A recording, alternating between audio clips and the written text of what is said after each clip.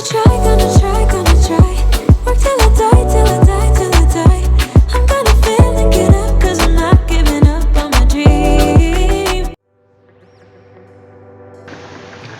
my lovely Frosty fam, it's me, Karen Frost at Nail Decadence, and in this video I'm just showing you what I will be using. Now I've got my K mixes, those are the ones that I mix myself with mica powder and clear acrylic and sometimes a little bit of white acrylic too.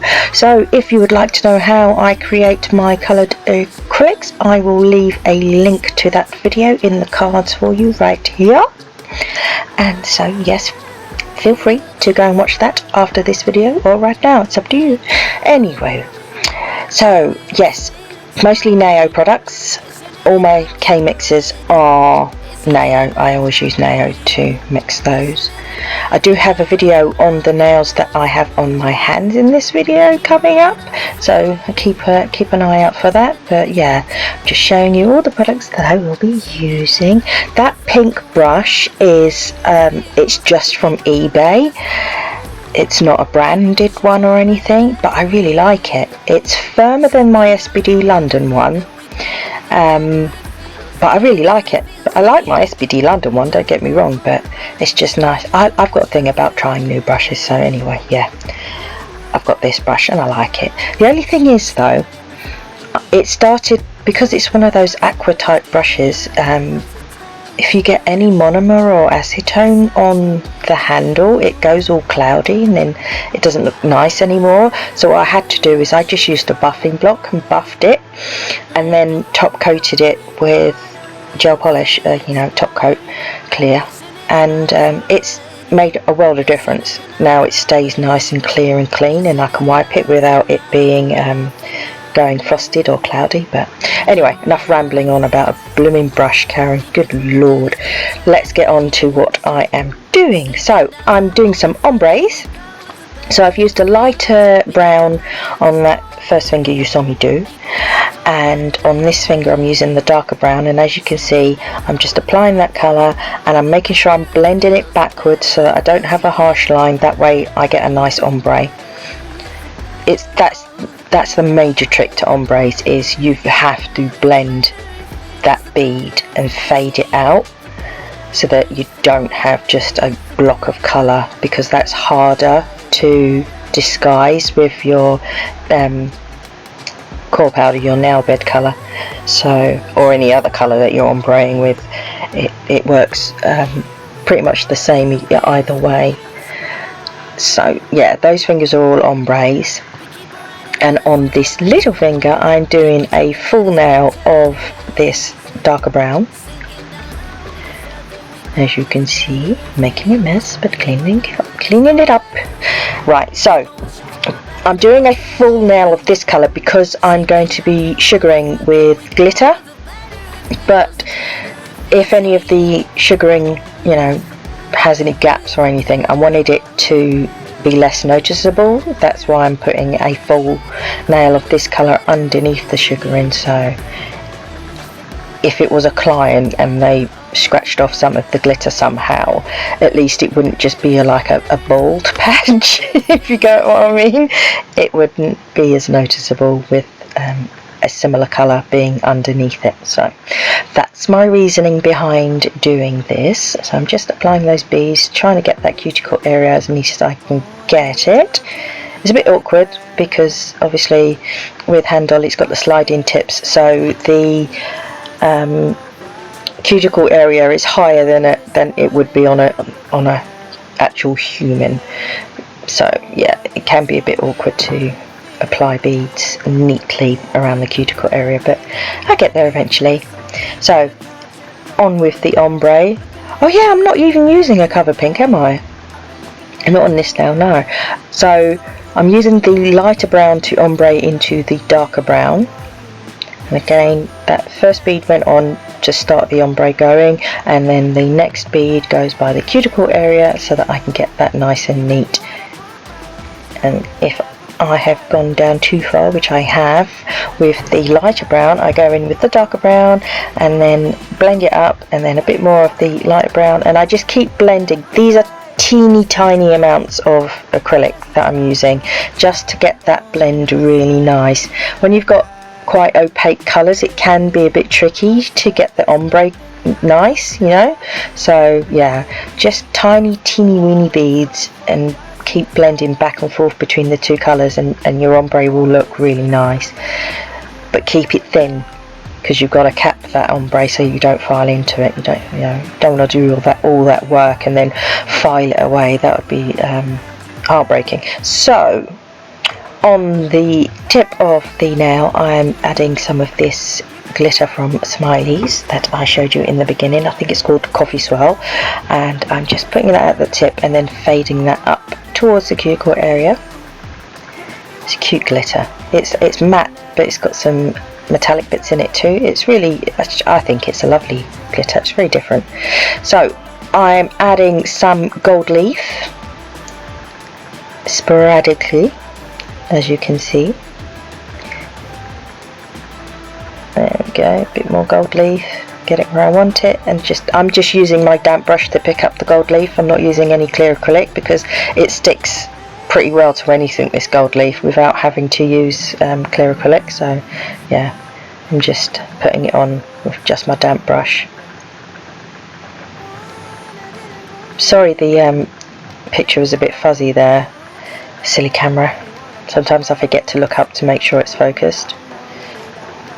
So back to this finger.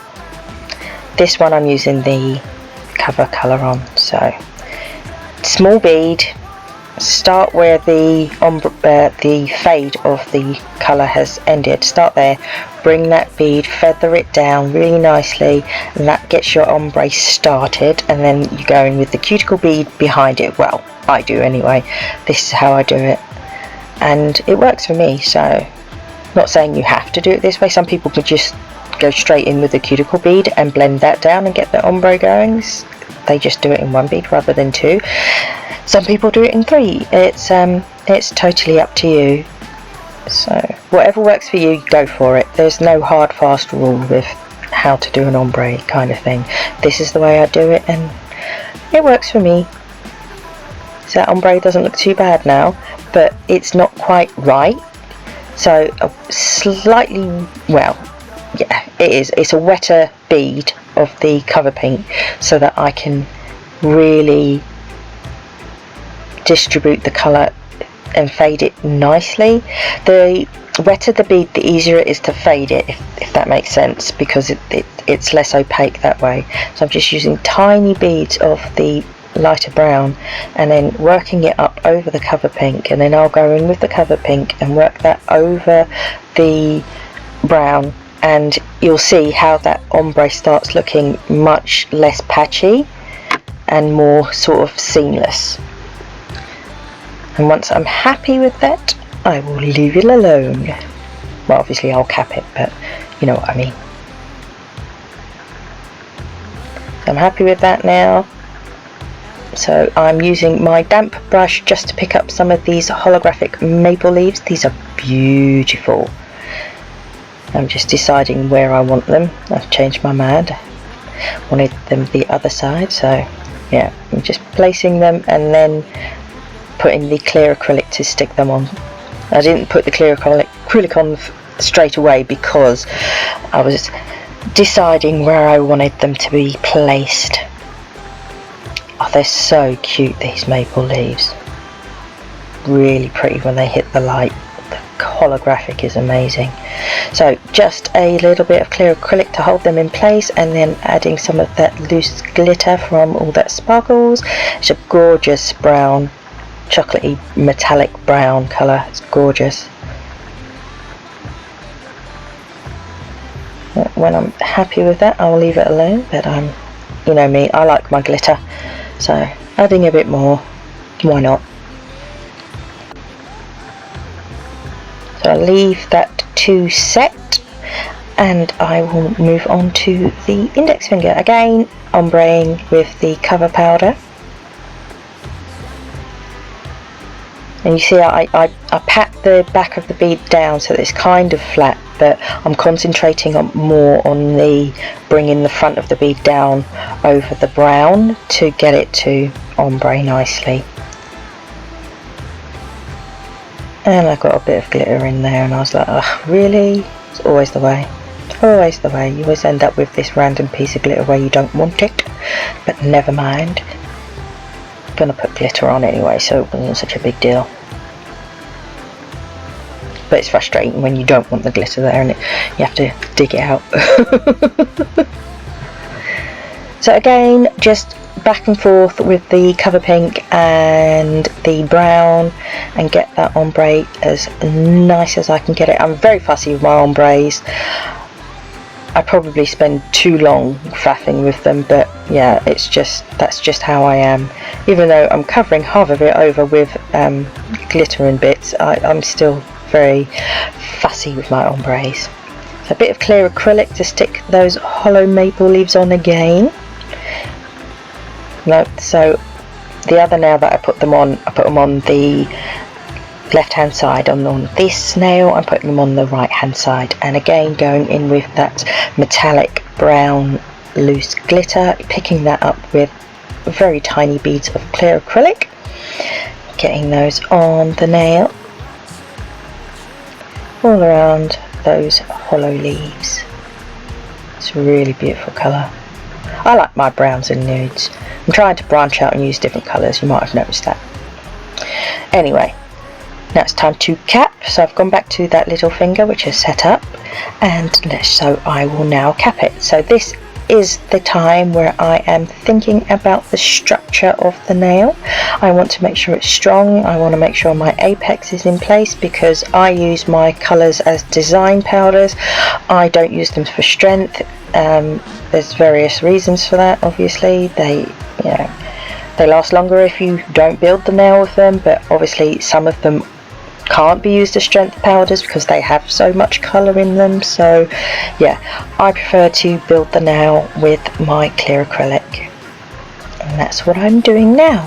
So making sure my apex is there, making sure all of that colour is totally encapsulated and protected because we don't want to file any of that away. And I missed a bit on the side, so add another little bit there. Always look at the nail from all different angles, make sure you have got the correct thickness from cuticle to tip.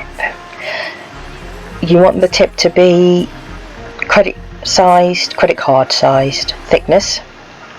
So if you turn your credit card on its side and you look at the edge, that's as thick as your free edge should be. Shouldn't be a brick on the end of your finger, definitely not.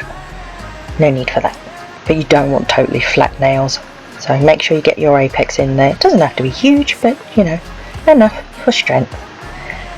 So capping that middle fingernail, and I've put this bead at the cuticle area and made that cuticle area neat, and then I bring the front of the bead down. I don't bring the entire bead down because I want to leave, you know, the majority of it at the back third, so that that's where my apex will be. That's how you get your apex there. And if I've missed any bits, like I said, the cuticle areas on these Handollies is a bit tricky, but it's doable. Yeah, it's not exactly the same as a human finger, but yeah, it's not such a big deal. You do it, you get used to it. Anyway, so then I'll add a bead where that first bead ended and blend that in and bring that down and cap the free edge. There we go, make sure we've covered all that gorgeous glitter. Don't want to file that away. Sorry about the camera going out of focus. It's so frustrating when you watch it back, but you don't notice it at the time. Yes. I try and remember to look up at the camera and make sure it's focused, and sometimes I do, but then sometimes I don't. Sorry. That's all I can do. All I can do is apologise for the blurry bits. My camera's skills are getting better, you know. I'm learning. I am getting better. It's improving. It's not terrible all the time. So as you saw, I just dampened that nail down with a bit of monomer, and now I'm capping it with the clear. Again, I'm starting it at the cuticle area. It depends on how I'm feeling on the day. Sometimes I start in the middle of the nail, sometimes I start at the free edge of the nail, and sometimes I start at the cuticle area. It just depends on how my flow of application is going, really. So in this video I'm starting all my capping at the cuticle area. So yeah, so I'm doing mostly 3 beads, so it's 1 by the cuticle area, leave most of it in the back third for strength, then another bead in the middle of the nail and blend that into the previous bead, bring that down, and then the third bead by that second bead and bring that over the free edge, if you know what I mean. And if there's not enough at the free edge, I will add another bead right there where it is needed and blend that back into all the previous beads. And you'll see I'm swiping and smoothing the sides, and I'm trying to get that nail as smooth and as neat as possible to reduce the amount of filing, because I don't like filing. I like watching it, I don't like doing it. So once I'm happy with that, I will let the nails set up, and then that's when I will head to filing. So there you go, these are all ready. And I filed them off camera. I have other videos where I do filing for my filing freaks, so check out my other videos if you want to see my filing routines. Anywho, so now we are top coating and keeping it tough because we love that. So I'm going to top coat all of the nails in one go, but before I cure, oh look at that, oh it's gorgeous. Before I cure, I will sprinkle the glitter onto that little finger to do the sugar glittering nail. So yeah, cap them all and watch that glitter come to life. It's so gorgeous.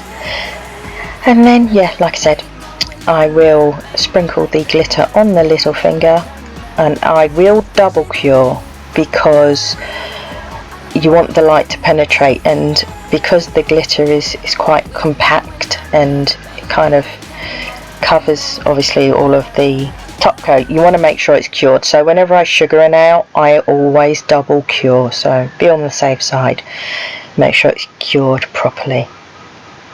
So sprinkle on the glitter, tap off the excess, and I will make sure I've got glitter all on the sides because we don't want to miss those bits. As you can see, turn the nail to the side, carry on. Oh, I made a mess there, didn't I? Got a bit overzealous with my sprinkling. Anywho, made a mess, never mind. I'm just making sure none of the top coat has pulled at the side or the free edge, because it can do that. So just give them a quick brush over, make sure they haven't got any, you know, lumps of top coat at the sides. So I will cure that, like I said, double cure that, and then we will brush off all of that glitter. So as we are coming to the end of the video, I would like to say thank you ever so much for coming to my channel and watching this video.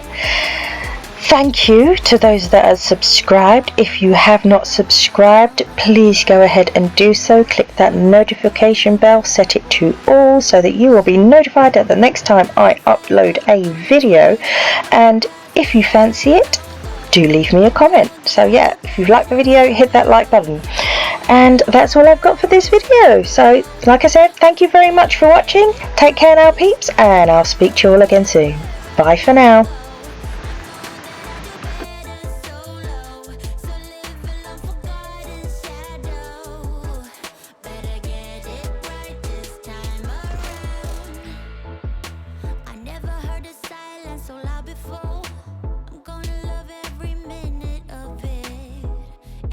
Second